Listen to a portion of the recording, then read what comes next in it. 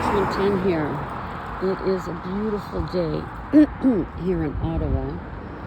We are having temperatures that feel like 81 degrees Fahrenheit, and it is the 5th of October. This actually is too early for an Indian summer, and usually you have an Indian summer after a cold spell. We really haven't had a cold spell, at least not too much. So, I don't know what we call this. Just summer? Maybe in November we'll have an Indian summer? Who knows? But we'll take the good temps while we got them. I got my shorts. What kind of shorts? My sleeveless top that says go smudge yourself on. And yesterday hubby and I went to Uncle Johnny's for dinner, or no, for lunch. The staff there didn't seem to be too happy to be there. We have had better service for sure in the past. The waitress, basically we sat there for 10 minutes after we finished eating, waiting for our bill. I finally had to get up and go tell the staff member that was standing at the counter, and she wasn't too polite either. But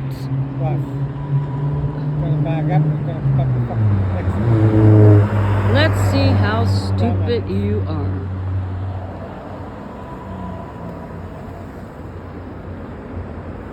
I don't think he knows where the hell he is. Anyway, she wasn't very pleasant.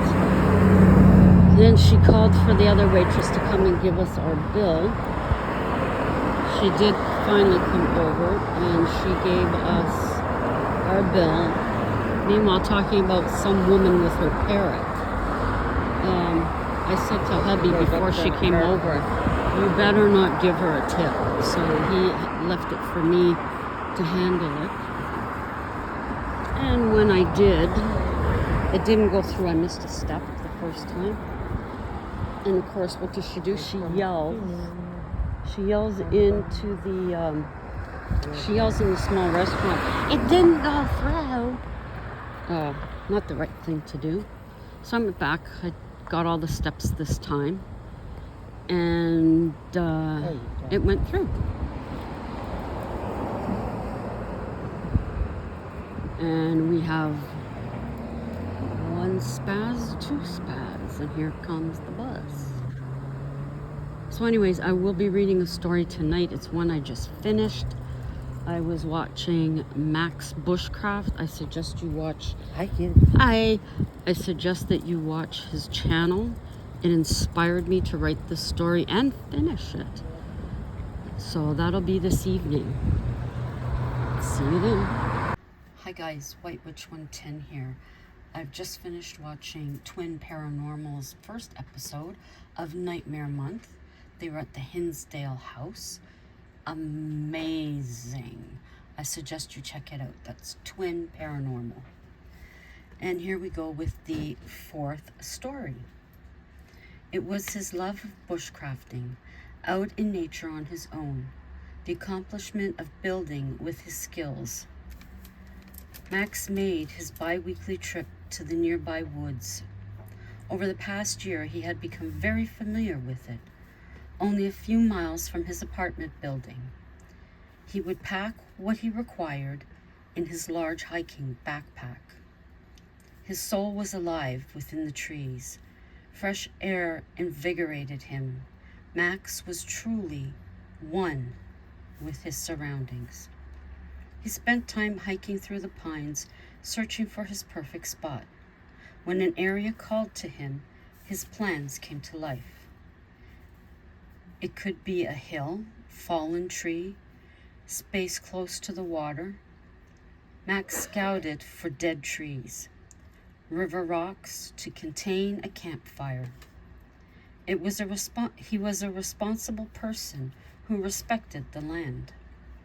He never left trash. Matter of fact, he would remove any he found. Now Max, once chosen his place, formulated the structure to be built. The surroundings dictated to him. His finest accomplishment was a long home vandals burnt down to the ground in a clearing. His heart was broken. Admittedly, it took him months to take himself back into the woods. This was his 4th trip out since then. He made a habit of checking his previous builds. So far, they were all fine. This encouraged him to continue. A couple of huts had signs that they had been used. He was very happy for that.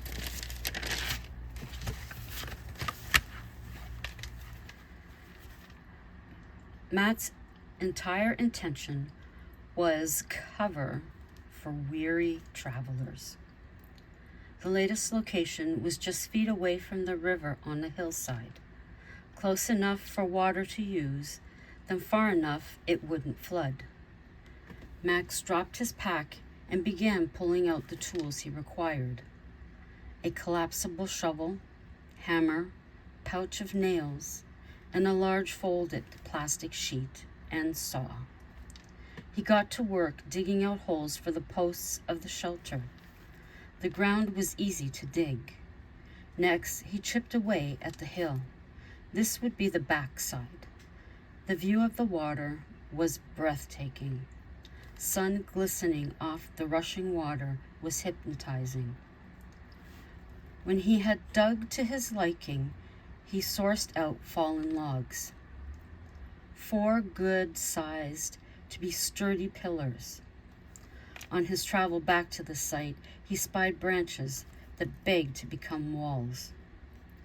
Log by log, he toiled, stripping smaller, weak branches from the strong. Moss was the preferred filling between the branches. When the roof was completed, he spread the plastic sheet over it and then collected more moss to cover it. Max never wanted his shelters to stick out. He wanted them to blend in, which they always did. Framing done, he chose a spot for a safe fire for warmth. Most times, he'd dig a hole in the side of the earth and use that. He'd also make another hole on top to vent the smoke. For further warmth, in this case, he lined the inside with pine branches. The scent within was wonderful. Many childhood Christmas memories rushed back to him, but there was no time to daydream. This needed to be complete before dusk. Armed with only a camera, he documented his build. A bed was required to stay above the cooling ground. A small table to prepare his food and eat from. Max covered the table with a small cut of plastic. He set out spices and food to be cooked. His mouth watered at the anticipation. A light rain began to fall. He stood out in it, arms outstretched. The feeling was wonderful. Time to cook. He was famished. Max had packed a beautiful steak, along with that potatoes and onions, also a tomato and celery for a healthy snack. Wild berries he collected to boil for his tea. Only a hint of sugar he added. The veggies boiled in a pot and the steak sizzled on a cooking grid. The aroma was glorious. Light salt and pepper to bring out the goodness. Max stood back to admire his hours of work. It was what he envisioned. He pulled out a battery-operated light as dusk descended. An antique oil lamp emerged next to hang outside. Next, he hammered pine boughs around the walls. Outside. It was toasty now. An old, dependable blanket covered the pine branches, used as a mattress on the log bed. Testing assured him a pleasant night's sleep. The steak perfectly charred, he placed it on his cutting board. The veggies were perfect as well. He had learned to cook over an open fire. Dinner achieved, he tidied his utensils, hunkered down for the evening with his berry tea. There was definitely a chill in the night air. Autumn was soon to arrive. With enough kindling, Max was prepared for a couple of nights' stay. His meal for the following night would be buried well by the river's cold water. It was fish he had pre-cooked earlier. There was nothing to do now but anticipate the woodland view and flames dancing in the contained environment. He unfurled his sleeping bag and relaxed. Max woke an hour later to stoke the fire. The chill had woken him. While awake, he made his way to the latrine he built. Doing his business, he could hear an owl in the distance. He smiled. A lone wolf cried out, and another responded. It was time to get back inside. Safe in his log shelter, he drifted back to slumber. Halfway through the night, he was awoken by falling bits of bark. Something was walking on the roof that jutted out from the hillside. Max stayed perfectly still. He listened to the pattern of steps. It could be a wolf or maybe a bear. The sound dissipated. He fell back as sleep. Relaxed and dreaming, he was awakened once more. It was the unmistakable giggle of a woman. He froze. There had never been another human in the woods while he was there. He had no intention of making friends. The giggling dissipated as well. His heavy eyelids closed again. Morning arrived and birds were busy chatting to begin their day. Max stretched, then opened his eyes. The door to his shelter was wide open. He bolted up to make in his makeshift bed. Searching his interior space, nothing was missing. He breathed a short sigh of relief. Max's current worry was who had entered. A lock was required now. A simple piece of wood nailed lay across the door and wall. It worked wonderfully.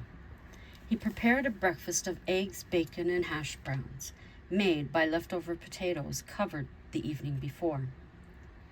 A few onion slices to complete his early feast. Finishing up by the river, washing his utensils, he heard a loud break of a large branch. Max was immediately on alert. This had definitely not been the best place this time. His frustration was evident, throwing his clean items on the ground. He waited in silence and heard nothing more. His comfort level had dramatically diminished. Not being himself, he chose a longer branch strong enough to keep wanderers out. It covered the entire width of the door and along a foot of the wall. Max didn't trust people. He went about his day fortifying the shelter. He had resentment for having to do this. Easiest option would have been to return home, but he wasn't going to. Defiant, he stayed his intended 2 nights and added another. He was not to be chased out of his woodland. There was no title with his name on paper, but in his soul, this package of land was his. A night added to his stay was fine. He had plenty of vegetables left to eat. The only human he missed was his Lindsay. They had separated a year ago. She had not survived a traffic accident. Her car had announced what had awaited rescuers inside. His disdain for the public ripened. Dusk arrived, dinner started, and relaxed. His attention was drawn to the woods across the river. A ball of light shone through the branches. It bobbed and weaved through the woods. He thought to extinguish his lights, but it would be of no use. Whomever it was must have already seen the glow.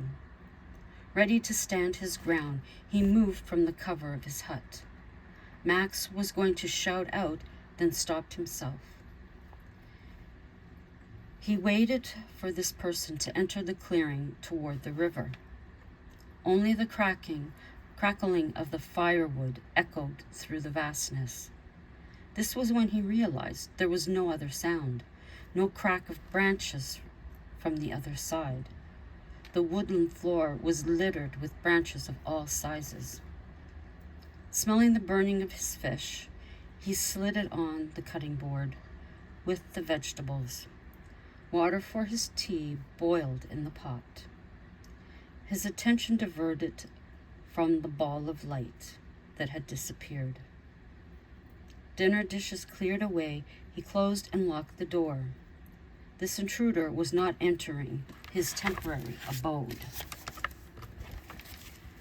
The rain was now near torrential that night. These drops hammered his roof.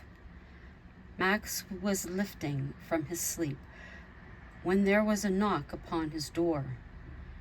It wasn't a severe knock, rather gentle, he would describe. The debate to open was fierce. Such a sound should be by a woman's hand, though it could be a trickster wanting his possessions and money. Max waited. The knock came again, in the same manner. This person has to leave, he whispered to himself. Max, open up, it's me, the pleading voice cried. The voice, he knew that voice. He felt sick. It was his Lindsay's voice. Impossible. Please, Max, I'm drenched in the rainwater. It stings my skin. She had delicate skin. He continued to argue with himself. The only sound he heard was the rain now. Max turned down his antique oil lamp. Covering himself, he fell asleep. During the night, a misty figure entered without opening the door. It lay beside Max's side. In his dream, Lindsay was by his side. He wrapped his arms around her. It felt so real, he woke. The face rested on a makeshift pillow. Max rubbed his eyes. She gave a smile. It can't be you, he sat up. It can't be. It is, my love. I've come to see you. I've missed you so much. I'm still dreaming. I can see through you, he said. I'm real, I'm here. There was a change in her voice. There was frustration. Max ignored her and began to pack his things. Why are you leaving? You've longed for me this past year. I'm here. And now with you, love. Don't leave. Anger came through her words. You are not my Lindsay. She perished 1 year ago. Her spirit is at rest. Her spirit is with you now. I'm your Lindsay. No, she would never follow me to the woods. She never came with me. Max was now at the door, feverishly pulling the log from its place. He twisted the small twig and pushed the door open. The following morning, he woke by the ashes of his campfire. He gave himself a shake. His plan for another evening was canceled. He wasn't sure what had happened. He didn't want it to repeat. He crawled back into the shelter. His possessions were as he had left them. It was a dream. He sighed with relief, though it wasn't to last long. In the corner of his makeshift bed lay a pink rose. No, it can't be. I won't believe it. The pink rose was to be a symbol should either make it to the other side. Max held it in his hands and caressed his face with it. Its sweet smell was a tangible reminder of her. I have to get out. Hastily he packed his belongings, muttering to himself, "This can't be real." Emerging into the cool air, a shiver ran through him. He scouted the river bank for a person. Max figured someone planned this, though how could they know where he was to choose? They followed him. But how? He never heard footsteps. This was all a terrible mess. He vowed to never set foot in this spot again. His anger raged. Max pulled the axe from his pack. Wildly, he began shouting obscenities, swinging the tool haphazardly. When he lowered the axe, his struggle for breath. Gazing around, his shelter and fire pit were in a shambles. The earmark of a madman surrounded him. He backed away, terrified of what he had done. He must move now or suffer some type of consequence for his actions. This was not like him. He highly respected nature. His true self would never do this. Throwing his pack on his back, he started off. He continued to mutter to himself, "None of this makes sense. None of this is real." Trudging through the woodland, he was aware of nothing but his own steps, concentrating every foot closer to freedom. A thud to his right stopped him in his tracks. "Who's there?" he called out. There was no response. He surveyed the area. No one and nothing was visible. Max continued. A few feet ahead, another thud, closer still, this time on his right. He turned in fear. A pale figure stood on all fours, its teeth jagged. Saliva dripped from its sharp canine. Terror spread through his body like wildfire. Max turned on his heels and ran. He heard the sound behind him change. It was no longer a humanoid figure. It was a large black wolf, larger than any he had ever seen. It was closing in on him quickly. His feet tangled below him. Max fell to the ground face first. His pack was torn off him. The clamor that proceeded to echo through the woods was inconceivable. When it was done, there was nothing but silence. Only tattered pieces of canvas and crushed camping gear remained.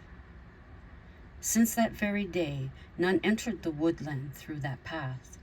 The sounds heard that night were tumultuous enough to travel to the town which he had lived. Teenagers daring each other are met on the path by a man in disheveled clothing. He warns them to stay away. He tells them of his fate and disappears. Yet on nights when the moon is dark, she beckons them to her side. I hope you enjoyed that story. I wrote that one today. I was watching Max Bushcrafting. That is what inspired the story. So you could check out his channel as well. That's Max Bushcrafting and Twin Paranormal. Check out their episode, their first episode of Nightmare Month. And until the next time, ciao for now.